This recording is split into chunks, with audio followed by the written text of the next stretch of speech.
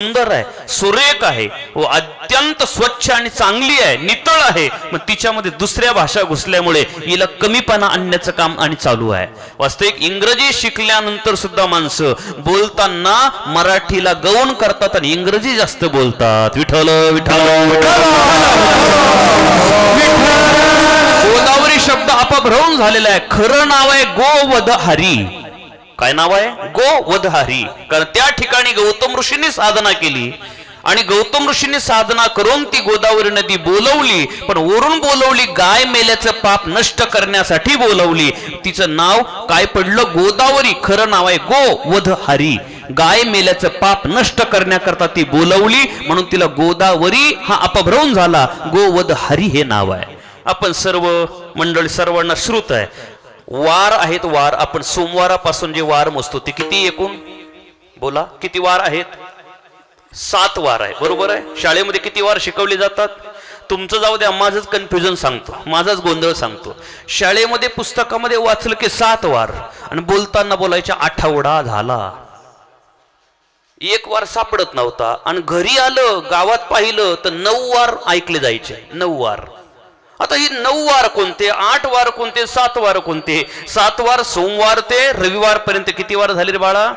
7 वार झाले, बरोबर आहे। पण बोललं जायचं आठवडा संपला, ऐक नाही हो, जाऊ द्या, ते गोंधळच होता। बरं 9 वार कोणते? सोमवार, मंगळवार, बुधवार, गुरुवार, शुक्रवार, शनिवार आणि रविवार हे 7 झाले। आईतवार आणि बस्तरवार हे 2 झाले। विठ्ठल विठ्ठल त्यांच्यासारखं होतं, मला कळतच नव्हतं महाराज मुरलीधर महाराज काय गोंधळ नक्की। शिकवताना 7 वार शिकवतात, बोलताना आठवडा बोलतात आणि ऐकताना तर 9 वार ऐकले जातात। नक्की भानगड काय कळत नव्हतं, बरेच दिवस गोंधळ कळत नव्हता। सोमवार ही भाषा आपली मराठी अशी आहे, प्रत्येक शब्द हा याच्या मागे काहीतरी लॉजिक आहे, काहीतरी आहे साधना, काहीतरी निर्माण होण्यासाठी काहीतरी त्याला निमित्त आहे, तसा निर्माण झालेला नाही। सोमवार या दिवसाची ग्रह देवता सोम आहे, हो मुख्य देवता, तिच्या नावाने आज बोललं जातं सोमवार आहे। मंगळ या ग्रह, मंगळ देवता ग्रह असेल मुख्य तर मंगळवार त्याच्या नावाने बोललं जातं। बुध असेल तर बुधवार बोललं जातं। असं प्रत्येक देवाच्या नावाने बोललं झालं तेच आणि आहे त्या ग्रहाच्या नावाने बोललं गेलं ते 7 वार झाले। पण त्या 7 वाराच्या मध्ये बस्तरवार हा कसा निर्माण झाला? तो गुरुवार आहे, बरोबर। गुरुलाच बोललं तर बृहस्पती, बरोबर। बृहस्पतीच्या नावाने वार, बृहस्पती वार, त्याचा झाला बस्तरवार। रविवार आहे, रवीला नाव आहे सूर्य, रवीला नाव आहे आदित्य, त्याच्या नावाने वार आहे आदित्यवार, त्याचा केला आपण आईतवार। विठ्ठल विठ्ठल हे अपभ्रंश झाले शब्दाचे। तसा वीराणी हा शब्द अपभ्रंशित आहे, त्याचं खरं नाव आहे वीर राणी। काय नाव आहे? वीर राणी हे नाव आहे, पण त्याचा अपभ्रंश झाला वीराणी असं आहे। या अभंगामध्ये जगद्गुरु तुकोबाराय विराणी प्रकरणामध्ये एका स्त्री भूमिकेमध्ये आणि भावना व्यक्त करताय। स्त्रीच्या भूमिकेमध्ये तुकाराम महाराज आज गेलेले आपल्याला बघायला मिळते। या अभंगात स्त्री भूमिकेतून तुकोबारायांनी भावना व्यक्त केलेली। वीर राणी काय असतं? सर्व समाज ज्या मार्गाने चालतोय, संसाराच्या मार्गाने, त्या मार्गाने न जाता परमार्थाच्या विशेष मार्गाने एकट्याने जाणं आणि समाज त्याला नाव ठेवणं, प्रतिबंध निर्माण करणं, तरी ते प्रतिबंध न जुमानता नाव ठेवल्यानंतर त्या नावाकडे दुर्लक्ष करून आपल्या कार्यामध्ये यशस्वी झाल्यानंतरचा जो आनंद आहे तो आनंद व्यक्त करणारी वीराणी। विठ्ठल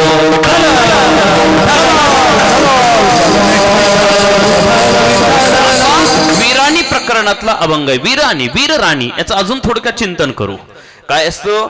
माणसाला जगत असताना जीवन त्याला म्हणतात, द्वंद्व जे असतं त्याला जीवन म्हणतात। नदीला 2 तट आहे, 2 तटाशिवाय नदी नाही। 2 तट आहे नदीला तर नदी आहे, एका तटाची नदी नाही, 2 तट आहे। तसं माणसाच्या जीवनाला 2 तट आहे, एक आहे जन्माचं आणि एक आहे मृत्यूचं। जन्म मृत्यूच्या तटामध्ये दोन्हीच्या मध्ये द्वंद्वामध्ये राहतो त्याला म्हणा आयुष्य किंवा त्याला म्हणा जीवन, त्याला जीवन म्हणतात। हे जीवन जगत असताना द्वंद्व माणसाला सहन करावं लागतं।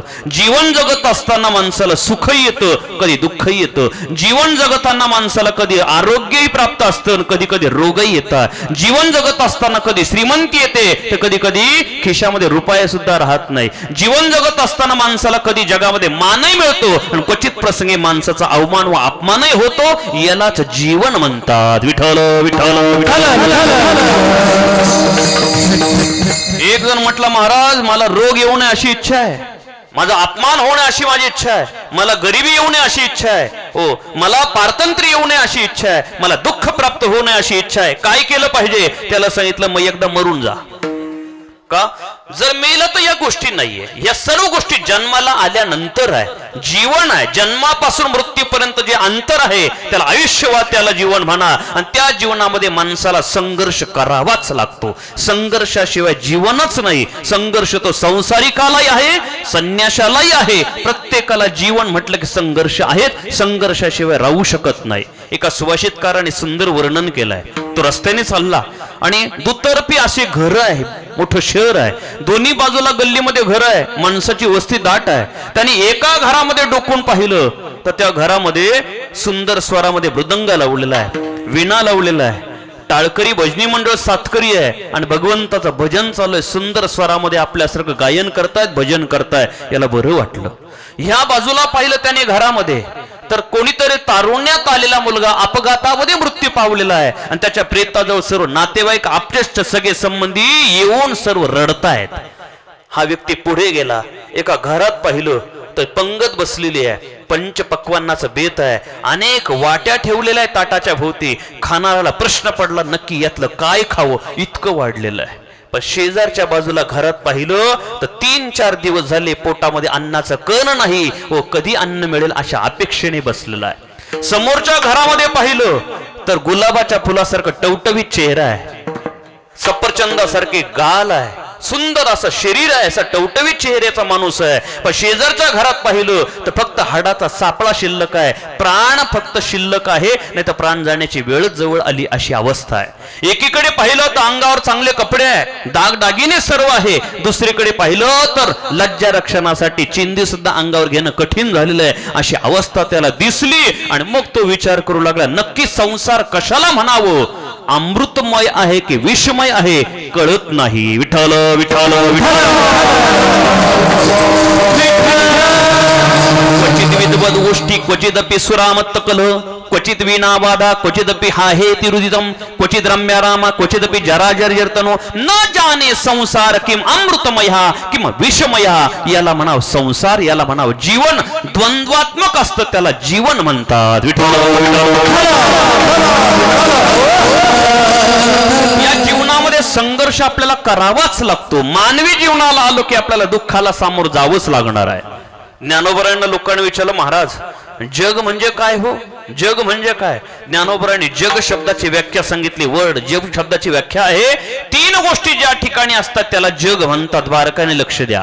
हो, देव, मनुष्य, स्थावर या नाम जगदंबर. जिथं देव आहे, जिथं मानव आहे, जिथं स्थावर मालमत्ता आहे त्याला जग म्हणतात. ही व्याख्या ज्ञानोबरांनी सांगितली. या तिघांचा विचार करा. देव, मनुष्य आणि स्थावर. हाय स्टेपला, उच्च अवस्थेला जो आहे, वरच्या लेवलला तो देव आहे. खालच्या स्तरात पाहिलं तर जड आहे आणि मध्ये पाहिले तर तुम्ही आम्ही जीव आहे. या तिघांचा बारकाव्याने विचार केला. देवाच्या बाबतीत जर विचार केला तर देवाच्या जीवनात दुःखच नाही, कारण परमात्मा आनंद स्वरूप आहे. त्याचं वर्णन तुकोबराय करताय. त्या परमात्मा स्वरूपच आनंद आहे. विचार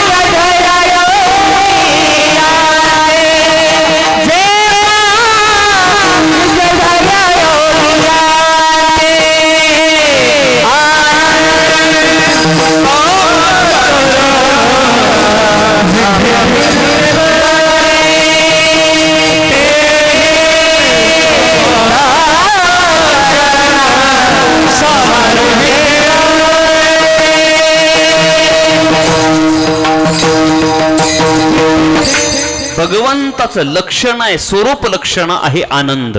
विचार सागर ग्रंथामध्ये 2 लक्षण सांगितले, तटस्थ लक्षण आणि स्वरूप लक्षण. लक्षाच्या ठिकाणी कधी असतं कधी नसतं त्याला तटस्थ लक्षण म्हणतात, आणि जे लक्षाला सोडून कधी जात नाही त्याला स्वरूप लक्षण म्हणतात. भगवंताला आनंद कधी सोडून जात नाही, हे स्वरूप आहे भगवंताचं, हे स्वरूप लक्षण आहे भगवंताचं. आनंद भगवान प्रभू रामचंद्र परमात्माचा अवतार होतो तेव्हा आपण वर्णन करतोय काय, अवधघर राम भयो बोलत नाही, अवधघर आनंद भयो जय राजा राम की. नंदघर कृष्ण भयो असं बोलत नाही, नंदघर आनंद भयो जय कन्हैया लाल की. का, परमात्मा स्वयं आनंद स्वरूप आहे. अजून थोडक्यात बघायचं ठरलं, भगवान प्रभू रामचंद्र परमात्म्याला संध्याकाळी कळालं की उद्या राज्याभिषेक होऊन आपण अयोध्येचे राजे होणार आहे. भगवंताच्या चेहऱ्यावर जे समाधान आहे, उद्या राजा होणार अयोध्येचा समाधान आहे. पण रात्रीतून कैकेयी आणि मंत्रेचा निर्णय झाला आणि जो राम राजा होणार होता त्या राम प्रभूला 14 वर्षाच्या वनवासाला जायचं हे कळालं, पण चेहऱ्यावर आनंदामध्ये फरक नाही. त्याचं कारण प्रत्यक्ष भगवान आनंद स्वरूप आहे, हे देवाचं लक्षण आहे, आनंद स्वरूप. भगवान कृष्ण परमात्म्याला 16,108 गोपिकांच्या बरोबर रास क्रीडा करताना जो आनंद आहे तोच आनंद द्वारका नगरी समुद्रात बुडवताना आहे. आनंदामध्ये फरक नाही, कारण परमात्मा स्वयं आनंद स्वरूप आहे. उच्च अवस्था आहे देव, देवाच्या ठिकाणी दुःखच नाही, आनंदच आनंद. सच्चिदानंद रूपाय विश्वोत्पत्त्यादि हेतवे तापत्रय विनाशाय श्री कृष्णाय वयम नमः. आनंद स्वरूप परमात्मा आहे. वरचं टोक झालं जगातलं, खालचं टोक म्हणजे जड आहे. समजा हा माईक स्टँड आहे, महाराजांनी पंचपदी गायली, पंचपदी गायली तेव्हा त्यांच्या उंचीनुसार हा स्टँड करून घेतला.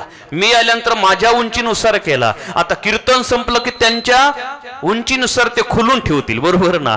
हा माईक स्टँड म्हणेल का हो नका हो, जास्त आवळू नका, जास्त पॅक करू नका, अंग दुखत हो नका हो, असं माईक स्टँड बोलतो का? का बोलत नाही. त्याच्या संवेदना नाही, त्याच्या चेतना नाही, कारण तो जड आहे आणि जडामध्ये चेतना नसल्यामुळे त्याला सुख दुःखाचा आणि लेश नाही. म्हणून जडाला दुःख नाही, देवाला दुःख नाही. मग दुःख कोणाला आहे?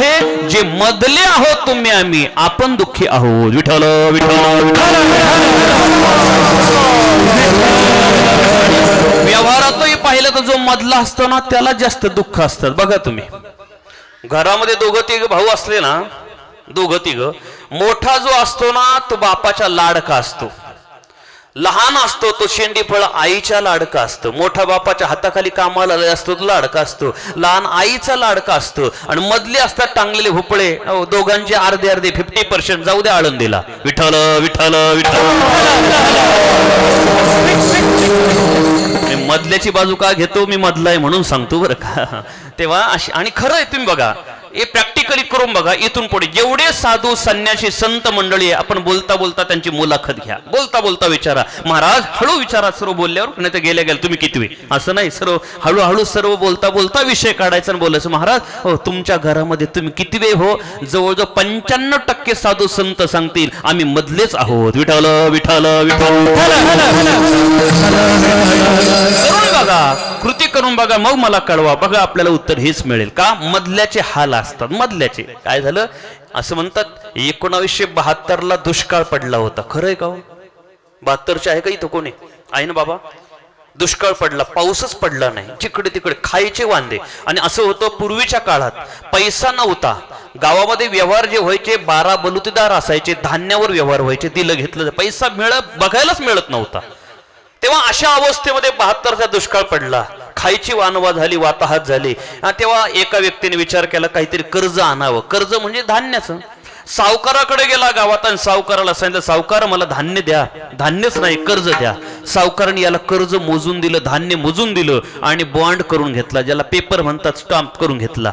आणि एवढं धान्य 1 वर्षाने एवढ्या मापाने धान्य वाढीव मला तू देणं. याने धान्य आणलं, वर्षभर त्याची गुजरण केली आणि दुसऱ्या वर्षी बरसात बरी झाली, पाऊस बरा झाला, धान्य चांगलं आलं. याने विचार केला आता आपण आणलंय ते उसनं दिलं पाहिजे. आणि एक वाक्य हृदयावर सर्वांनी करून ठेवा, या पृथ्वीच्या पाठीवर शेतकऱ्या इतका प्रामाणिक दुसरा प्राणीच नाही. विठ्ठल विठ्ठल विठ्ठल. कोणतंही सरकार येऊ द्या तरी शेतकऱ्यावरचं आसमानी आणि सुलतानी संकट दूरच झालं नाही. ऐका नाही. पैसे होतील म्हणून अद्रक लावलं तर त्यालाच बाजार नाही, आहे का नाही? ही संकट येतं ना. शेतकऱ्यासारखा प्रामाणिक प्राणी नाही, तो कोणाला लुबाडत नाही, कोणाला फसवत नाही. घेतलं ते कधी ना कधी तो देतोच. याला म्हणतात प्रामाणिक प्राणी जगाच्या पाठी फक्त शेतकरी आहे. दुसरे बुद्धिविचारी असतील पण शेतकरी एकदम प्रामाणिक आहे. तर त्या शेतकऱ्याने विचार केला आपण धान्य दिलं पाहिजे, म्हणून याने ती धान्य घेतलं आणि सावकाराकडे गेला. सावकार, मागच्या वर्षी नेलेलं जे कर्ज आहे धान्याचं ते देतोय, बसा मोजून देतोय. आणि सावकार बसला, मोठा कपडा टाकला, याने धान्य मोजायला सुरुवात केली. माप जे नेलं ते घरूनच नेलं. आता मापाचा सुद्धा एक विचार आहे बघा.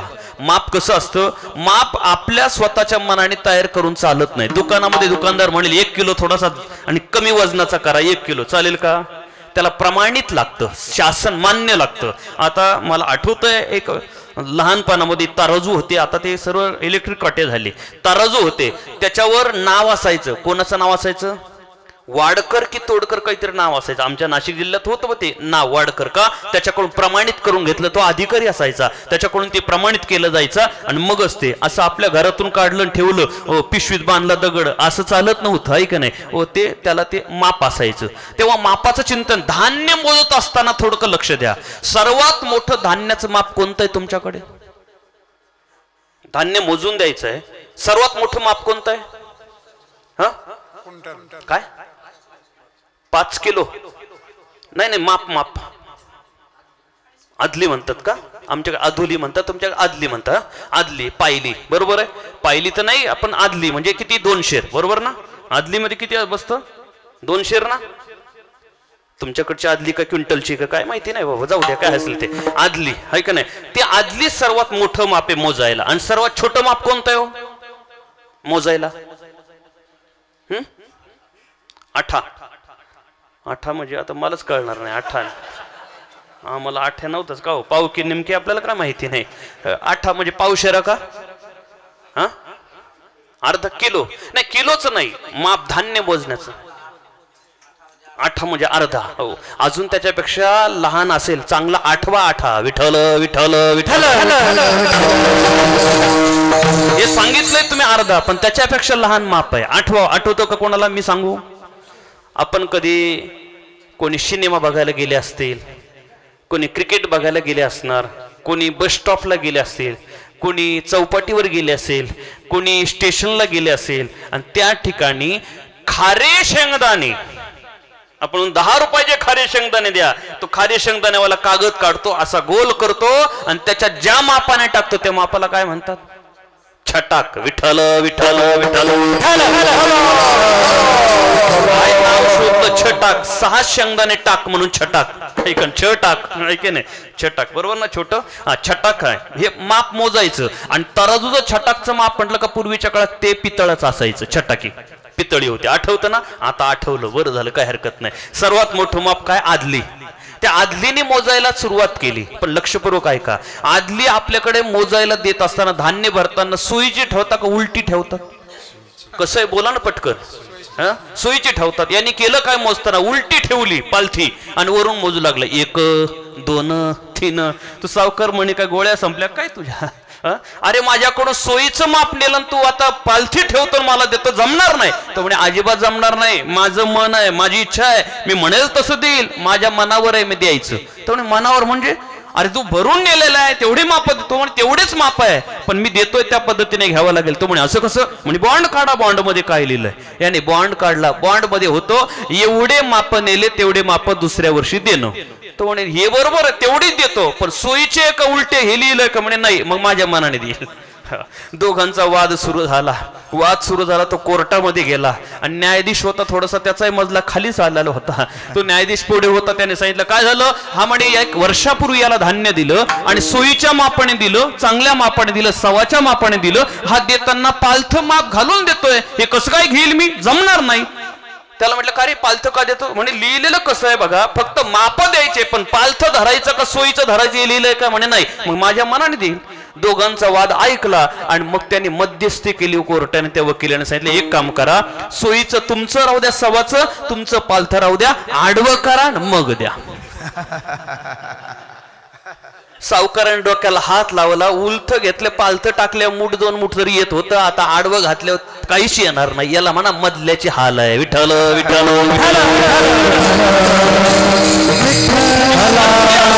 मधल्यांचे हाल आहे. तसं मानवी जीव हा मधला आहे, वरचा देव आहे, खालचा जड आहे. तुम्ही आम्ही मधले आहोत. आपल्याला प्रकृतीचा ताबा आहे, आपल्या मायेचा ताबा आहे, आपल्यावर भोगाचा ताबा आहे, आपल्या कर्माचा ताबा आहे. आपण पूर्ण पारतंत्र्यात आहे. आपल्याला दुःख आहे आणि या दुःखातून नष्ट होण्यासाठी आपल्याला सुंदर असा नरदेह मिळाला. या नरदेहाने आपण प्रयत्न करा, पारमार्थ साधना करा आणि देव व्हा, देव प्राप्त करा. यासाठी आपल्याला देवाने सुंदर देह दिलाय. विठ्ठल विठ्ठल विठ्ठल नरदेह निधान लागले हाते,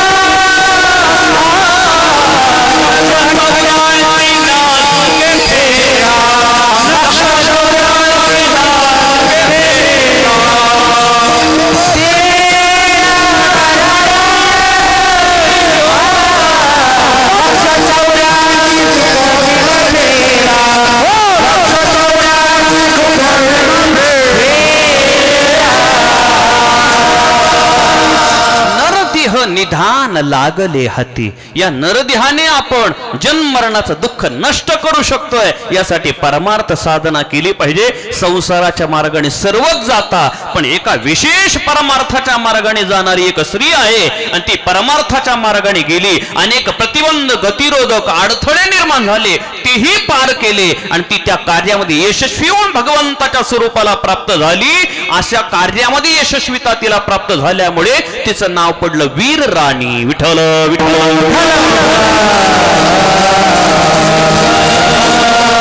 वीराणी प्रकरणातला अभंग आहे. आताशी कोणत्या प्रकरणातला हे पाहिलं, आता अभंगाची भूमिका बघू. ऐका नाही, वीराणी प्रकरणातला अभंग आहे वीर राणी. बर, हा अभंग जगद्गुरु तुकोबरायांचा आहे. 3 चरणाचा अभंग आहे. आपली परमार्थातली हाय स्टेप, उच्च अवस्था जगाला समजावून सांगण्याकरता तुकाराम महाराज रूपक करतायत. हे व्यभिचाराचं रूपक आहे. कोणतं रूपक आहे? व्यभिचाराचं. कारण जगाला आपली अवस्था, आपलं मत समजावण्यासाठी सर्वांना सारख्याच गोष्टी सांगितल्यानंतर सर्वांनाच पटतात असं नाही. का? सर्वांचा अधिकार सारखा नसतो. साधू संतांनी सर्वांना सारखं सांगितलं असं नाही. प्रत्येकाचा अधिकार जसा आहे तो पाहिला आणि तसा त्यांना उपदेश केला. आणि करतात. अधिकार तैसा करू उपदेश. ऐकणे, अधिकार तैसा दावेला मार्ग. जसा ज्याचा अधिकार तसा उपदेश जर केला असेल तर माणसं एका अधिकाराचे नाही, आपण 3 वर्ग करा. जसे तुकाराम महाराज 3 वर्ग करतात माणसांचे, प्रकाराचे 3. किंवा श्रीमद भगवद्गीतेत भगवान सांगतात 3 प्रकारचं जगत आहे. त्रिभीर गुणमय भावे रे सर्व विदम जगत मोहितम ना बिजानाति मामेव परमव्यम. 3 प्रकारचं जगत आहे. जाऊ दे, तिकडे जायचं नाही. 3 प्रकारचं जगत आहे. तसं 3 प्रकारचे लोक आहे. एक हा उच्च स्टेप, मध्य आणि कनिष्ठ. ऐका नाही हो, असे 3 प्रकार आहे. उत्तम अधिकारी, मध्यम अधिकारी, कनिष्ठ अधिकारी. थोडक्यात सोपं. उत्तम अधिकाऱ्याला समजून सांगताना अनुभवाने सांगावं लागतं.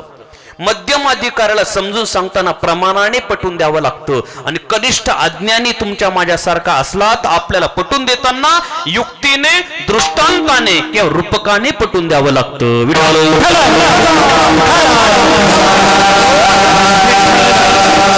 उच्च अधिकारी असेल तर त्याला अनुभवाने कळत असतं. एक जण आपल्या गुरुजींचं वर्णन करायचं, माझे गुरुजी असे आहेत, माझे गुरुजी तसे आहेत, त्यांनी बोललं की सर्व खरं ठरतं, त्यांनी पाहिलं की सर्व असं होतं, सर्व असं. तो गुरुजींचं वर्णन करू लागला दररोज. आता भजनी मंडळ दररोज त्याच्या गुरुजीचं वर्णन ऐकून ऐकून पार वेडे झाले. हा नुसतं गुरुजींचं वर्णन करतो. भजन संपलं, सर्व बैठक बसली आणि त्यातले सांगू लागले, का रे तुझ्या गुरुजींचं जर एवढा मोठेपणा आहे ते एकदा तरी दर्शन करू दे ना आम्हाला, दाखव ना तुझा गुरु कसा आहे.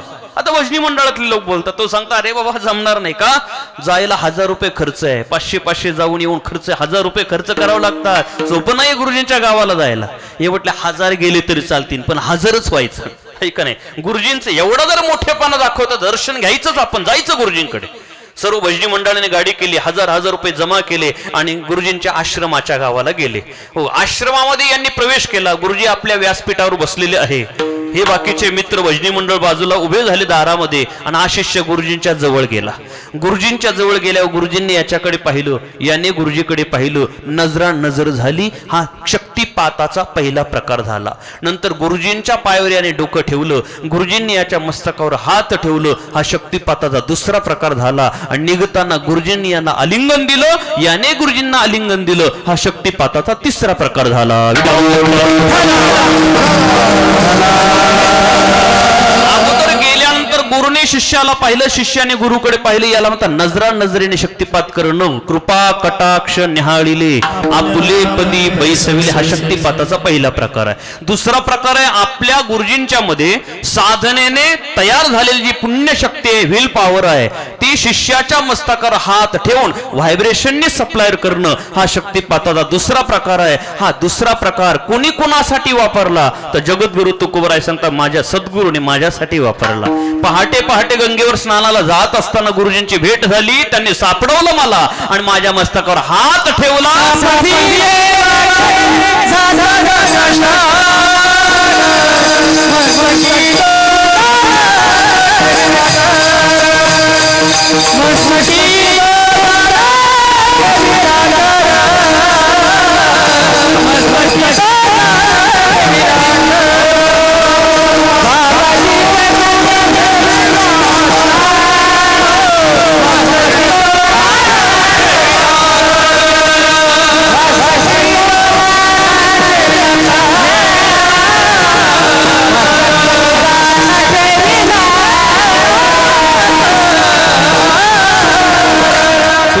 सांगता सहज सद्गुरूंनी वस्त्यामध्ये मला सापडवलं. सापडविले वाटे जाता गंगेवर स्नानाला जाताना सापडवलं आणि माझ्या मस्तकावर हात ठेवून मला त्यांनी बोध दिला, मंत्र दिला. रामकृष्ण हरी मंत्र मला दिला आणि आपली परंपरा सांगितली, नाव सांगितलं बाबाजी आपुले, सांगितले नाम, मंत्र दिला राम कृष्ण हरी. हा शक्तिपाताचा दुसरा प्रकार गुरुजींनी केला. आणि तिसरा प्रकार आहे गुरुजींनी याला आलिंगन दिलं. आलिंगन, एकमेकाला आलिंगन देणं हा शक्तिपाताचा तिसरा प्रकार. हा तिसरा प्रकार ज्ञानोबराय सांगतात भगवान श्रीकृष्ण परमात्म्याने अर्जुनासाठी वापरला. ज्ञानेश्वरी ग्रंथात ज्ञानोबराय सांगतात हो काय, हृदया हृदय एक झाले, ये हृदयचे ते हृदय घातले, द्वैत न मोडिता केले आपण आयशे अर्जुना, बाहू पसरुणी स्वशरणू आलिंगिला. हा तिसरा प्रकार आहे. गुरुजींनी या तीन प्रकारांनी याला आलिंगन दिलं आणि हा शिष्य गुरुजींच्या जवळ आला. गेट मध्ये भजनी मंडळ मित्र होते, त्यांच्याकडे आला आणि सांगितलं चला आपलं काम झालं, चला घरी. ते म्हणे का रे एवढा गुरुजींचा मोठेपणा सांगायचा, माझे गुरुजी असे आहेत तसे, साधं जवळ सुद्धा बोलवलं नाही रे. चहाचा आणि जेवणाचा तर प्रश्न पुढचाच आहे, पण येणार राहणार का थांबणार का कुठून आले काहीच विचारलं नाही. आणि लगेच चला म्हणतो काय म्हणाव, तो म्हणतो तुम्हाला कळणार नाही भजनी मंडळ मित्रांनो. मी गुरुजींच्या जवळ गेल्यानंतर त्यांनी माझ्याकडे पाहिल्यावर माझ्या मस्तकावर हात ठेवल्यानंतर आणि मला आलिंगन दिल्यानंतर जो मला अनुभव आला तो तुम्हाला शब्दाने सांगण्यासारखा नाही, कारण उच्चतम अधिकारी जो असतो त्याला अनुभवाने कळत असतो. विठ्ठल 2 नंबरचा जो वर्ग आहे मीडियम मध्यम वर्ग, त्याला समजावून सांगताना प्रमाणाने सांगावं लागतं. या व्यासपीठावर प्रवचनकार कीर्तनकार सत्संग करणारी मंडळी समाजापुढे प्रबोधन करताना सांगत असतात की बाबा हो चांगलं खावं, चांगलं प्यावं, वाईट खाऊ नये, वाईट पिऊ नये, वाईट पाहू नये, वाईट बोलू नये, वाईट काही करू नये, हे सांगतात. तेव्हा बरेच लोक सांगतात महाराज हे तुमचं बरोबर आहे, पण प्रमाण आहे का? कारण असं आहे 1000 माणसं एका ठिकाणी आले. किती माणसं?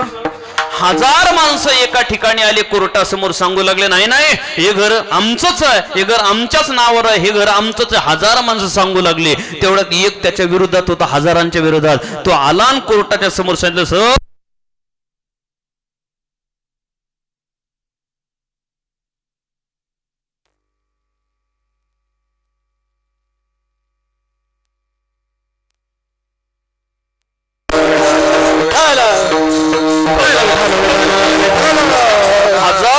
सांगतात एक मुखाने की हे आमचं घर आहे.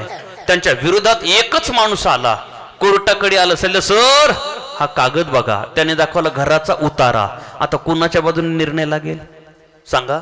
1000च्या? आम्ही 1000 आहे. अरे 1000 आहे, 100 बका एक लिखा. विठ्ठल विठ्ठल विठ्ठल.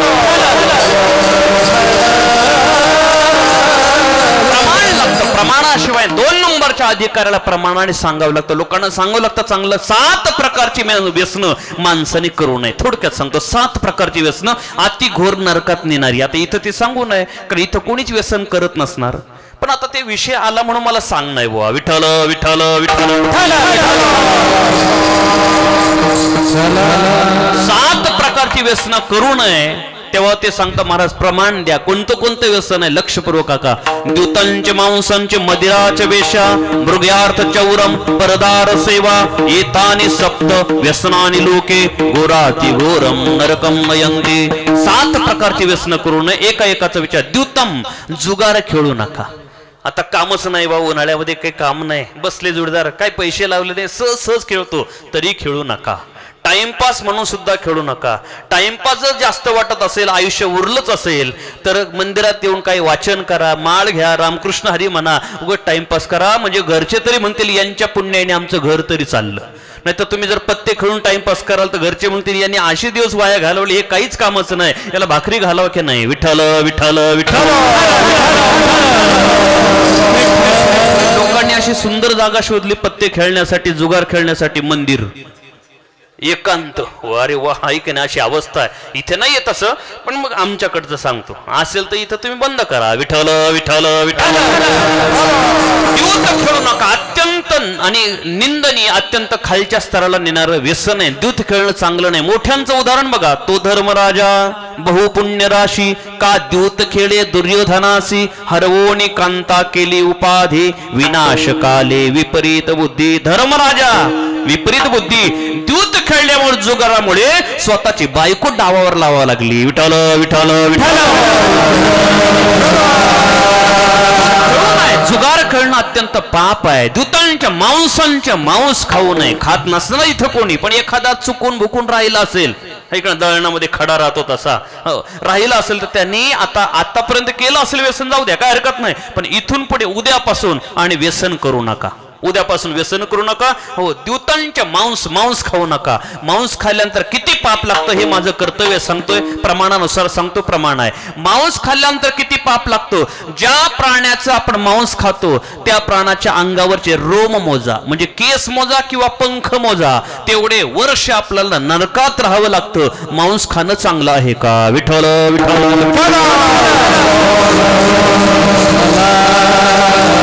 काय म्हणते महाराज, आम्ही आला फक्त सांगितलं म्हणून आणून देतो, आम्ही खात नाही. काय म्हणतात, नाही आम्ही फक्त शिजवून देतो. नाही, काय म्हणतात, फक्त आम्ही मारायचं काम करतो. काय म्हणतात, नाही आम्ही फक्त बकरे पाळतो, कोंबड्या पाळतो, विकतो, आम्ही काय खात पित नाही. पण लक्ष ठेवा, मांस खाऊ नका. त्याला कारण 6 जण पापी आहे. पाप लागतं 6 जणांना. त्यात आपला नंबर लागतो. ज्याने त्याने ठरवा, कान उघडे ठेवा, झोपलेले असेल तर जागे करा, मग ऐका. 6 जणांना पाप लागतं मांस खाल्ल्यानंतर. किती जणांना? 6. पूर्वी मांसाला मटण बोलायचे आणि त्यालाच एक शब्द होता सागुती. होता का तुमच्याकडं? होता ना, सागुती शब्द होता. म्हणजे आई अजून आहे का नाही. सागुती शब्द बरोबर आहे. सागुती शब्दाचा पदच्छेद करा, ज्याला अन्वय बोलतात. संधी विग्रह, संधी पोड करा. 6 गोती म्हणजे 6 म्हणजे संख्यावाचक. 1 2 3 4 5च्या पुढे 6 गोत म्हणजे नातं गोत. मांस खाल्ल्यानंतर 6 जणांना पाप लागतं म्हणून त्याला सागुती बोलतात. आता ते 6 जण कोणते? जो त्या प्राण्याला विकतो त्याला पाप लागतं, जो प्राण्याला कापतो त्याला पाप लागतो, जो घरापर्यंत आणून देतो त्याला पाप लागतो, जो शिजवून देतो त्याला पाप लागतो, जो खातो त्याला पाप लागतो, जो म्हणतो खा तब्येतीला चांगलं असतं, खा अनुमोदन देतो त्याला पाप लागतं. विठ्ठल विठ्ठल. आता आपण कशात मोडतो ज्याने त्याने ठरवा. तुम्ही महाराज आम्ही काहीच नाही करत, फक्त आम्ही विकतो. हो, बकर आपण जास्त ताजे तवाने करतो, ऐक नाही. पोरांना खायला देत नाही पण त्यांना उभ्या पिकात चारतो. बरोबर आहे, उभ्या पिकात चारतो का? ते दष्टपुष्ट मांस वाढावं आणि त्या खाटकाने जास्त पैशाने घ्यावं आणि ते कापायला मांस वाढावं. त्या हेतूनेच आपण जर करत असाल तरी आपण दोषी आहे. विठ्ठल विठ्ठल विठ्ठल. माणसं कोंबड्या पाळतात पण गाय पाळत नाही. काय दुर्दैव बाबा. कोंबड्या पाळतात. मला सांगा, कोंबड्या पाळून कोण श्रीमंत झाला हो? कोण श्रीमंत झाला? यांचं म्हणणं राहतं साडी कशाची? कोंबड्यांची. एक कानातले कधी केले? ए बोकड्याचे. काय भाषा आहे बघा ना. बोकड्याचे म्हणजे बोकडे विकला ते पैसे आणि कानातले केले. ऐक ना, साडी कधी घेतली, कोंबडी विकली, पैसे आले आणि साडी घेतली, काय भाषा आहे. आता ते भांडे सुद्धा कधी कधी भांडे बघा, केस विकतात आणि भांडे घेतात, केसावर भांडे भेटतात ते. हो, ते भांडे घेतात, त्याच्यात काही जमच नसतं भांड्यामध्ये. उलट जेवताना केसावर विकले ना, ते भांड्यातच केस निघतात. विठ्ठल विठ्ठल, अवस्था आली वा, काही दिवस आले, अवघड परिस्थिती. जाऊ द्या, तिकडे आपल्याला जायचं नाही. पण अशी अवस्था, आणि माणसाने मांस खाऊ नये का. मी बोलतो सर्व संतांमध्ये तुकोबाराय जसे निर्भीड आहे, तसे कबीर महाराज उघड्या तोंडाचे संत, झाकणच नाही, लगेच रोकटोक बोलणारे. कबीर महाराज सांगतात, हो बाबा, हो तुम्ही सावध राहा, देवाला खुश ठेवा, देवाला खुश ठेवा. काय सांगितलंय, जोगेबाजी मत कर यारो, अक्कल गुंग हो जाती है, अपने पदर का दाम खर्च कर, सिर पे जूते आते हैं बंदे, हुशार है ना बे, साहेब राजी रखना बे. माणसा हुशार राहा, सावध राहा, देवाला खुश ठेव, जागा रहा. दारू गांजा मत पियो यारो, अक्कल गुंग हो जाती है, अपने पदर का दाम खर्च कर, मोह में मक्खियां आती है बंदे, हुशार रहना बे, साहेब राजी रखना बे. विठ्ठल विठ्ठल विठ्ठल. मांसांच्या मदिरा, या ठिकाणी बरेच जण गुंतले आहे का नाही. मदिरा म्हणजे दारू, बरेच जण आहे, बरेच जण होत. बिगर माळ करीत आहेच आहे, पण कधी कधी तुम्ही महाराज असं आहे आहे आहे नाही, असं नाही, नाही म्हणायचंच नाही, आहेच बाबा. विठ्ठल विठ्ठल विठ्ठल. कैलास महाराज, खरी परिस्थिती, वर्ष श्राद्धाचा कार्यक्रम होता, तुमच्याकडे असतात ना कार्यक्रम. मी वर्ष श्राद्धाला गेलो माऊली, रिअल परिस्थिती. गेल्यानंतर मी वेळेवर, मी कधी उशिरा जात नाही, शक्यतो वेळेच्या आत अगोदरच अर्धा तास 1 तास जातो. कधी मला आठवत नाही मी उशिरा गेलो असं. तेव्हा गेलो, तेव्हा कार्यक्रम ब्राह्मण पूजा करून बांधून गाठोड घेऊन निघून गेलेला आहे. आचारी झाऱ्या खांद्यावर टाकून तोही निघून गेलाय. कार्यक्रम झालाय त्याचा. भजनी मंडळ चालू, भजनी मंडळ जाऊन बसलेलं आहे. पाहुणे मंडप मध्ये बसलेले आहेत, गायक मंडळी आहे, साऊंड सिस्टमवाल्यांनी साऊंड सिस्टम, आणि तिथं चालू आहे, ऐका तिथं कॅसेट लावलेली सर्व आहे. पूजा झालेली आहे, घर मालक काही बसलेलं आहे. मी म्हटलं का एवढं जर झालंय, स्वयंपाक नाही का झालाय, पाहुणे नाही का, पाहुणे आले, ब्राह्मण पूजा करून गेलाय, मग भजनी मंडळ, भजनी पण आलेले आहे, माईक सिस्टीम ती पण आहे, मग हार सुद्धा अगोदर आणून ठेवलेले, मग कीर्तनकार पण आहे, मग कीर्तन का चालू करत मी बोललो, मला वेळ नाही, पुढे जायचं आहे, कीर्तन चालू करा. तेवढे महाराज थांबा, माऊली नाही, माऊली आला कच्चा कीर्तन चालू करायचं. म्हटलं माऊली कुठे गेले, माऊली कोण, माऊली कुठे गेले, म्हणे ते धरणावर मासे धरायला गेले. म्हटलं काय करतात ते माऊली, कीर्तनात पखवाज वाजवतात, विठ्ठल विठ्ठल विठ्ठल विठ्ठल, नाव माऊली आणि मासे धरतात. काय दिवस आले बा, अवघड आहे का नाही. म्हणजे तिकडं का बघू, विठ्ठल विठ्ठल विठ्ठल. काय दिवस आले का नाही. हो, माणसाने मद्य प्राशन करू नये. लहान लहान मुलं, 8वी 9वीची मुलं दारू प्यायला लागले, व्यसन करू लागले. किती पाप आहे, किती वाईट आहे. त्याचा परिणाम आपण पेपर बघतो ना, हे काय परिणाम आहे. माणसं राक्षसापेक्षा खाली येऊन माणसाला मारू लागले. या परिणाम कशाचा आहे. हे माणूस असा नील होऊन माणूस करणार नाही. ज्याने मद्य प्राशन केलेलं आहे, ज्याने काही गांजा अफू दारू काहीतरी घेतलेलं आहे, तेच असं राक्षसाला लाजवील असे कृत्य करत आहे. अशी अवस्था आहे. त्यांना चौकात घेतलं पाहिजे, कोर्टात नको, न्याय नको, चौकात उभं करायचं, सर्व समाजाला दौंडी देऊन बोलवायचं आणि त्यांची एक कातडी काढायचं. जसं आपण छावा पाहिला ना, छत्रपती संभाजीराजांनी जे हाल हाल केले, त्यापेक्षा यांचे हाल केले पाहिजे. विठ्ठल विठ्ठल विठ्ठल विठ्ठल. तेव्हा मद्य प्राशन करू नका. दारू पिल्यानंतर किती पाप लागतं. एका श्लोकामध्ये शास्त्रकार सांगतात, एक तराजू घ्या, जगातले सर्व पाप त्या तराजूमध्ये ठेवा, दुसऱ्या पारड्यामध्ये दारू पिणारा बसवा, तराजू वरती उचला, जगातल्या सर्व पापाचं पारडं वरती जातो, दारू पिण्याचं पार खाली येतं. एवढं महापाप दारू पिणाराला आहे. म्हणून मद्य प्राशन करू नका. दूतांच्या मांसांचे, मदिराचे, वेश्या, परस्त्री गमन करू नका. हो, फार घोर नरकात नेणारं व्यसन आहे. स्त्रीकडे वाईट दृष्टीने पाहिल्यानंतर काय झालं, दोघं भाऊ, शरीर वेगळे हृदय एकच होतं. त्यांचं नाव तर सुंद आणि उपसुंद महाभारतात कथा आली आहे. पण एक तिलोत्तमा नावाची राक्षसी आली, दोघांच्या मध्ये युद्ध करून दोघंही मेले. हो, परस्त्रीकडे वाईट दृष्टीने पाहिल्यानं अत्यंत घोर नरकात जावं लागतं. आपण वाईट नजरेने पाहू नका. दूतांचे मांसांचे, मदिराचे, वेश्या, मृगयार्थाच्या उरम, मृगया म्हणजे शिकार करू नका. हो, टाइमपास म्हणून सुद्धा शिकार करू नका. का शिकार केल्यानंतर तुमची आमची काय गत होईल. आपण किसमी गलबल आहे, आपण काहीच नाही. ओ, मोठ्यांचं उदाहरण बघा, मोठ्यांचं उदाहरण आहे. 4 पुत्र राया दशरथा, अंतकाळी हो, कशामुळे? श्रावण बाळाला मारल्यामुळे. विठ्ठल विठ्ठल विठ्ठल.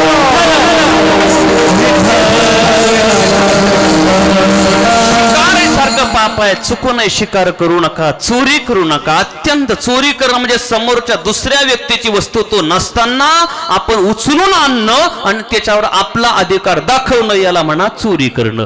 चोरी करू नका. चोरी करणं अत्यंत पाप आहे, अत्यंत निंदनीय, अत्यंत वाईट आहे. हो बघा, आत्ताच गाडीमध्ये आमचा विषय झाला ते भाऊ होते. मला चोरी करून जर माणसं चोरी करतात, भ्रष्टाचार करतात, भ्रष्टाचार आणि चोऱ्या करून जर माणसं सुखी झाली असते तर कामधंदा कशाला केला असता, शेतीवाडी कशाला केली असती, चांगलं काही केलं असतं, चोऱ्याच केलं असतं ना.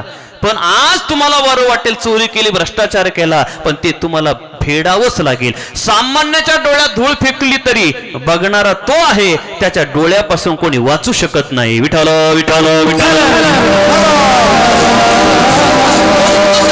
करू नये हे 2 नंबरच्या अधिकाऱ्याला प्रमाणाने सांगावं लागतं. बस झालं इकडे 2 नंबर. आणि 3 नंबरचा जो सामान्य अधिकारी तुमच्या माझ्यासारखा, या तुमच्या माझ्यासारख्या व्यक्तीला समजून सांगताना दृष्टांताने, युक्तीने आणि रूपकाने पटवून द्यावं लागतं, तर त्याला पटतं, अन्यथा पटत नाही. काय झालं, एका गावात एकादशी सर्व गाव धरायचं मसल्यासारखं, पण एक असा पाहुणा आलेला होता तो एकादशी धरत नव्हता गावात. सर्व गाव सांगून थकला, रे उपवास कर, चांगला आहे. प्रत्येक धर्मात उपवास आहे. जैन धर्मात जास्त उपवास केले जातात, ख्रिश्चन धर्मात उपवास आहे, मुस्लिम धर्मात उपवास आहे, जैन धर्मात उपवास आहे, बौद्ध धर्मात उपवास आहे, अजून कोणता शीख धर्मात उपवास आहे. आणि मग आपल्या धर्मात उपवास आहे. एकादशी सोमवार व्रते न करीती कोण त्यांचे गते होईल. एकादशी सोमवार व्रत कर, तर आपण कमवायचं ना आपण पोटाला जाळायचं. कोणी सांगितलं उपवास करायला? ऐकत नाही. सर्व गाव सांगून थकलं, उपवास करत नाही. त्या गावात एक महाराज आले. ते महाराज गावात आले, लोक सांगता महाराज काही नाही, आमचं गाव खूप चांगलं आहे, मसले गाव खूप चांगलं आहे, काहीच वाईट नाही, सर्व एकादशी करतात. पण महाराज एक काम करा, आमकाम घर त्या घरी जा. तो माणूस तेवढा एकटाच गावात राहिलाय, तो उपवास करत नाही, त्याला समजावून सांगा. महाराज म्हणतो आमचं काम आहे, ऐका किंवा नाही का, आम्ही सांगून जाणार. महाराज त्याच्या घरी गेले, दारात पाऊल टाकला अंगणात, त्याने घरातून पाहिलं, उभा झाला. ओ महाराज, जर एकादशी बद्दल सांगायचं असेल तर तिथून रिवर्स टाका, चला मागे निघा. जो बुवा आला तो म्हणतो एकादशी करा, उपवास करा, दुसरा धंदा नाही का, मागा निघा, जागा घरात जागा नाही. पण महाराज सुद्धा त्याचं बारसं जेवलेले होते. एका गावचं दररोज थोडं पाणी पितात, ऐका नाही. महाराज म्हटले बाबा, इतर महाराज तुला उपवास कर म्हणून सांगायला आले असतील, पण मी तुला उपवास करू नको म्हणून सांगायला. असं का महाराज? या घर खालीच आहे, भरपूर जागा आहे. माणसाला कर्ज पाहिजे पण व्याज नको. विठ्ठल विठ्ठल विठ्ठल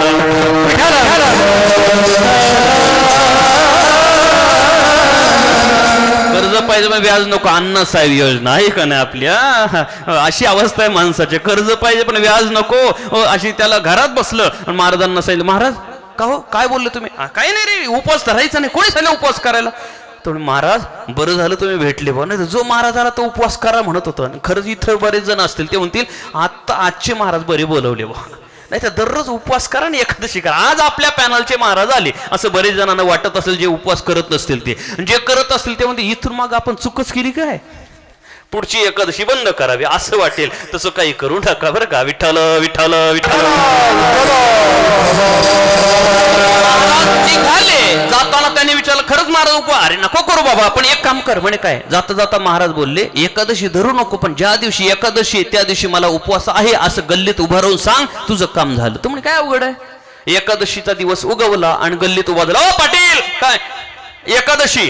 पाटील त्याचे पाय, बरं झालं तूच राहिला होता, बरं झालं उपवास धरला, चांगली बुद्धी झाली, आशिष टिकव. ओ मला एकादशी. जो त्याचे पाय लाईन लागली याच्या दर्शनाला, याच्या मनात गोंधळ निर्माण झाला. जोपर्यंत कालपर्यंत खरं बोलत होतं कुत्र जवळ येत नव्हतं. ऐका नाही. विठ्ठल विठ्ठल विठ्ठल विठ्ठल. म्हणजे त्याला संशय निर्माण झाला, आहे का नाही. आणि खरं असंच आहे, जिथे डेकोरेशन आहे तिकडे गर्दी करतात लोक, जिथे डेकोरेशन नसतं तिकडे. बघा तुम्ही गणपती बाप्पा असतात, मोठा 20 फुटाचा गणपती बाप्पा घ्या, 20 फूट उंचीचा, आणि फक्त एक झिरो बल्ब लावा. लोक तिथून रस्त्यावरून पाहता, काय रे नाही नुसता गणपतीचं, चला पुढे, चालले पुढे. पण छोटासा गणपती राहू द्या आणि पार लांब गल्लीभर असं डेकोरेशन लावा, लोक तासन तास लाईन लावतात. काय बघायला? त्याच्यामुळे सारे गणपती डेकोरेशनच्या मागे लागले. विठ्ठल विठ्ठल विठ्ठल.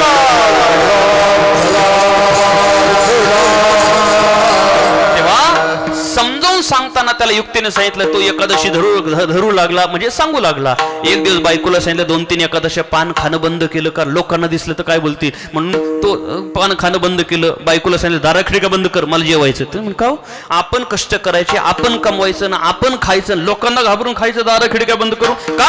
तर म्हणजे तुला माहिती नाही का मी एकादशी उपवास करत नाही, पण लोकांना खोटं सांगतो. जर भाकरी खाताना पाहिलं तर लोक म्हणतात रे खोटं बोलतोय, पण दरवाजे खिडक्या बंद कर, जेवण करतो, पुन्हा प्रचाराला गल्लीत उभा राहतो. ती पण त्याचीच बायको. ती म्हणे एक काम करा, आपल्या घरात खायचं, आपण कमवलेलं खायचं, लोकांना घाबरून खायचं एवढंच ना. एक करा, 1 किलोच्या ऐवजी 2 किलो साबुदाणा भिजत टाकते, 2-3 डझन केळी आणते, 2-5 लिटर दूध आणते, एवढं खा, पण दार खिडक्या उघड्या करून खा. झाली एकादशी चालून काय पाहता माझ्याकडे? विठ्ठल विठ्ठल विठ्ठल. सामान्य माणसाला युक्तीने पटवून द्यावं लागतं, युक्तीने त्याला पटत असतं. तशी परमार्थातली आपली उच्च अवस्था जगद्गुरु तुकाराम महाराज रूपकाने पटवून देतात की मी व्यभिचार केला, व्यभिचार केला, व्यभिचार केला. तेव्हा लोक म्हणतात महाराज अहो काही रूपक पटवून देताना चांगलं तरी सांगायचं. व्यभिचार एवढं खालच्या दर्जाचं. व्यभिचार म्हटलं का लोकांच्या डोक्यामध्ये वाईट येतं, व्यभिचार वाईट आहे, आणि तुम्ही व्यभिचाराचं सांगितलंय. तुकाराम महाराज सांगतात परमार्थ समजून सांगतात व्यभिचाराचं रूपक केलं म्हणून काय मी व्यभिचार केला? आपण सोनाराच्या दुकानात गेले का? सोनाराच्या दुकानात तराजूमध्ये सोनं ठेवतो, दुसऱ्या पारड्यामध्ये वजन असतं. ते वजन कशाचं असतं? लोखंडाचं. बरोबर आहे. सोन्याचं वजन लोखंडाबरोबर सोन्याला तोललं म्हणजे काय सोन्याची किंमत कमी होते का? नाही. श्रीमद भागवतामध्ये दारुड्या माणसाची उपमा अशी केलेली आहे, मदिरा मदंदा कसा भक्त ऐशे जाना जे देही उदास. हो, साधू कसा असतो? दारू पिणाऱ्या माणसासारखा. आता साधूला जर दारू पिणाऱ्यावर त्याची उपमा केली, साधूला कमीपणा आला का? नाही. तसं तुकाराम महाराज सांगतात परमार्थाची उच्च अवस्था जगाला समजावून सांगताना व्यभिचारच रूपक केलं म्हणून काय व्यभिचार केला का? विठ्ठल विठ्ठल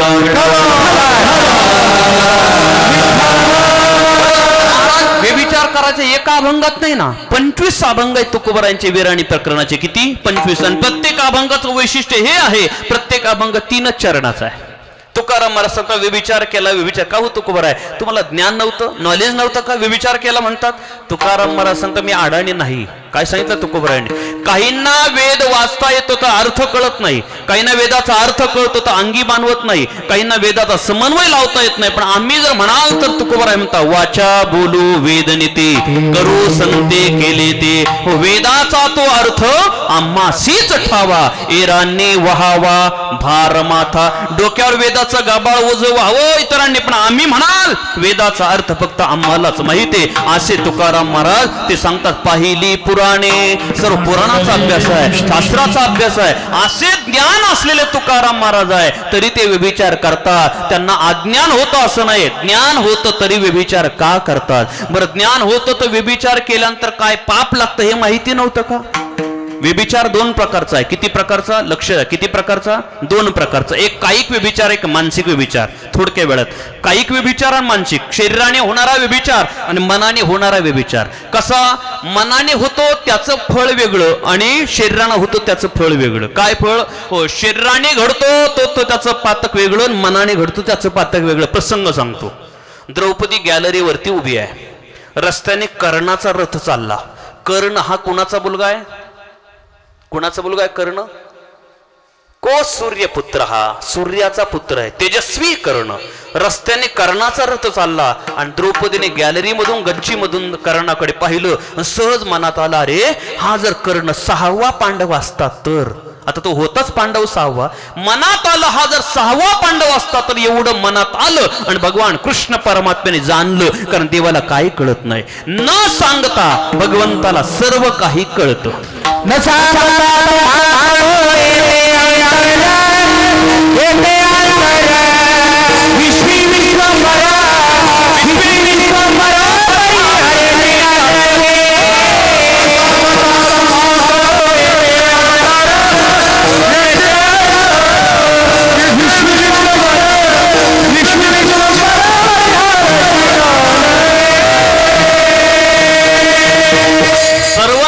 हृदयात आहे त्याच्यापासून लपलं काय? भगवंताने द्रौपदीचं मन जाणलं आणि युक्ती केली. पांडवांना द्रौपदीला घेतलं, जंगलामध्ये वनभोजनाला गेले. बसलेले असताना सर्व फळा फुलाने बागा भरलेल्या होत्या. एक फळाने भरलेलं झाड होतं. एवढे फळं लागलेली की त्या झाडाच्या फांद्या अशा वाकलेल्या जमिनीला लागतील एवढ्या खाली आलेल्या अशा फळाच्या फांद्या होत्या. त्यात जांभळाचं झाड होतं. त्या फांद्या अशा वाकलेल्या ओझ्याने जांभळाने एवढं ते झाड परमात्म्याने पाहिलं, कृष्ण परमात्म्याने, आणि सांगितले भीमा ते एक फळ तोडून आले त्या फांदीचं, त्या झाडाचं फळ तोड. भीमदादा पळत गेले आणि ते जांभूळ तोडलं, भगवंताच्या हातात दिलं. देवाने ते फळ घेतलं आणि सांगितले भीमा गरज होती पण वेळ संपली, एक काम कर, ज्या झाडाचं देठाचं आणलं त्याच झाडाला लावू नये. भीमदादा हसू लागले, देवा तोडणे सोपे पण जोडणे अवघड आहे. कसं जोडायचं? भगवान सांगतात जोडावं लागेल. धर्मराजाला सांगितलं, धर्मराजा हातावर पाणी घ्या, संकल्प सोडा, हे जमिनीवर ठेवलेलं फळ या झाडाला जोडा. जमिनीवर फळ ठेवलं, धर्मराजाने हातावर पाणी घेतलं आणि संकल्प सोडला, देवा आतापर्यंत धर्माने नीतीने वागलो असेल तर हे फळ त्या झाडाला लागेल. संकल्पाचं पाणी धर्माच्या हातावरून खाली पडलं आणि जमिनीवर ठेवलेलं फळ 1 फूट वरती आलं. भीमाने संकल्प सोडला, अर्जुनाने संकल्प सोडला, देवा शिष्यस्तेहम शादी मामतम प्रपन्नम नाही प्रपश्यामी ममापनोद्यात. देवा तू गुरु आणि मी शिष्य ही भावना शुद्ध असेल, हे फळ त्या झाडाला लागेल. 5ही पांडवांनी संकल्प सोडले. 5 फूट फळ वर आलं, झाड राहिलं 1 फूट, पाठीमागे राहिली द्रौपदी. भगवान सांगतात, द्रौपदी आई साहेब या फ्रंट साईडला चला, या पुढे या आणि संकल्प सोडा. द्रौपदी आई साहेब पुढे आल्या, हातावर पाणी घेतलं आणि 5ही पांडवांच्या चरणाकडे पाहिलं आणि देवाकडे पाहून द्रौपदी आई साहेब सांगू लागला, देवा 5 पांडवांच्या व्यतिरिक्त माझं मन परपुरुषाकडे गेलं नसेल तर हे फळ त्या झाडाला लागेल. संकल्पाचं पाणी द्रौपदी मातेच्या हातावरून खाली पडण्याच्या अगोदर 5 फूट वर गेलेलं फळ टपकन खाली पडलं. तसे पांडव एकमेकाकडे पाहू लागले. भगवान सांगतात, द्रौपदी खरं सांग, कर्णाकडे पाहिल्यानंतर तुझ्या मनामध्ये व्यभिचार आला होता की नव्हता? अर्थात मनाने व्यभिचार केला तर अधपतन होतं आणि शरीराने व्यभिचार घडला तर श्रीमद भागवतामध्ये 28 प्रकारचे नरक सांगितले, त्या नरकांची प्राप्ती होते. जर व्यभिचार केल्यानंतर जर एवढं पाप आहे तर तुकाराम महाराज तुम्ही व्यभिचार का केला? विठ्ठल विठ्ठल विठ्ठल. सांगतात तुम्ही व्यभिचार का केला? हे कार्यदृष्टीने पाहू नका, कारण दृष्टीने पहा. बघण्याच्या 2 दृष्टी, कार्यदृष्टी आणि कारण दृष्टी. उदाहरण बघा, कुत्र्याला जर दगड मारला, मला सांगा कुत्र्याला दगड मारला तर कुत्रा दगडाकडे जातो का मारणाऱ्याकडे जातो? बोला. दगडाकडे जातो, कारण कुत्र्याची कार्यदृष्टी आहे. पण वाघाला जर दगड मारला, वाघ दगडाकडे जात नाही, मारणाऱ्याकडे जातो का? वाघाची कारण दृष्टी आहे. कार्यदृष्टी आणि कारण. उदाहरणार्थ तुम्ही आम्ही आजारी पडलो तर कुणाकडे जातो? डॉक्टरकडे जातो. पण साधू संत आजारी पडले तर अगोदर डॉक्टरकडे जात नाही, अगोदर विचार करतात मी आजारी का पडलो. तर रोग असा येत नाही. तुका म्हणे पापे येते रोगाची रूपे, मागचं जन्मातलं काही पाप असेल म्हणून मला रोग आला. आपली कार्यदृष्टी साधू संतांची कारण दृष्टी आहे. तसा तुकाराम महाराज सांगतात, मी व्यभिचार का केला? कार्यदृष्टीने पाहू नका, कारण दृष्टीने पहा. अभंगाच्या पहिल्या चरणात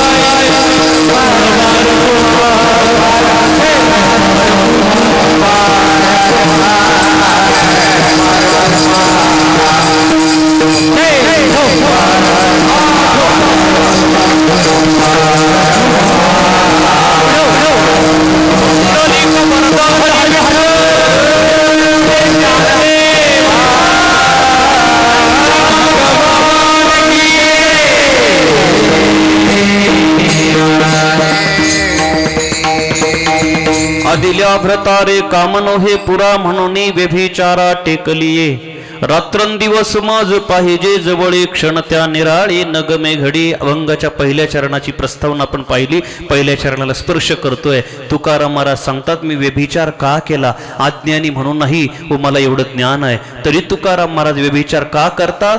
कार्यदृष्टीने बघू नका, कारण दृष्टीने बघा. काय केला व्यभिचार? आदिल्या भ्रतारे कामनो हे पुरा. तुकाराम महाराज, मी अगोदर वाक्य बोललोय, या अभंगात एक सासूरवासीन स्त्री तुकाराम महाराज आहे ह्या भूमिकेत आहे. आणि ते तुकोबराय सांगतात माझं पहिलं लग्न ज्या पती बरोबर झालं, काय वाक्य आहे? माझं पहिलं लग्न ज्या नवऱ्याबरोबर झालं त्याच्या बरोबर राहून माझ्या इच्छा पूर्ण झाल्या नाही, म्हणून मला त्याला सोडून दुसऱ्या पुरुषाबरोबर व्यभिचार करावा लागला. विठ्ठल विठ्ठल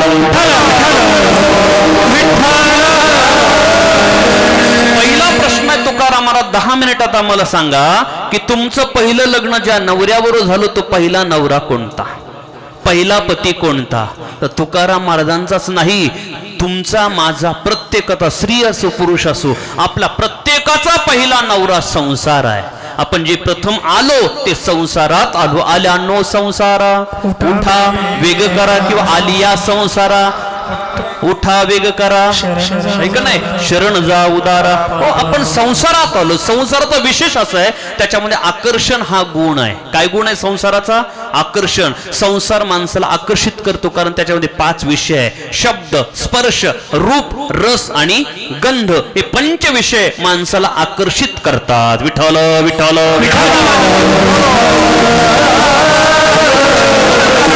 हा गुण आहे. जसं लोखंड, आपल्या लोहचुंबकाचे 2 आणि गुणधर्म आहे बघा. लोहचुंबकाचे 2 गुणधर्म आहे. लोहचुंबकाचे एक सजातीय ध्रुव आहे आणि एक विजातीय ध्रुव, बरोबर आहे. या 2 ध्रुवांचा विषय गुणधर्म असा आहे, लोहचुंबकाच्या 2 सजातीय ध्रुवांचं अपसरण असतं आणि विजातीय ध्रुवांचं आकर्षण असतं. हा लोहचुंबकाचा गुणधर्म आहे. वाक्य लक्षात ठेवा. 2 विजातीय ध्रुवांचं अपसरण आणि 2 सजातीय ध्रुवांचं आकर्षण. कसं? ऋण ऋण विजातीय, ऐक नाही, बाजूला जातात, पण धन ऋण एकत्र होतात. विठ्ठल विठ्ठल